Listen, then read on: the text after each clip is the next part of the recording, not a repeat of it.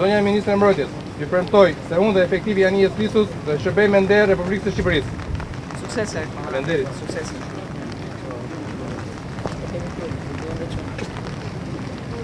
Botës është i tillë sa ne të jemi një vend i rreshtuar me dinjitet në listën e vendeve që mbrojnë vlerat e demokracisë dhe drejtave të njerëzit.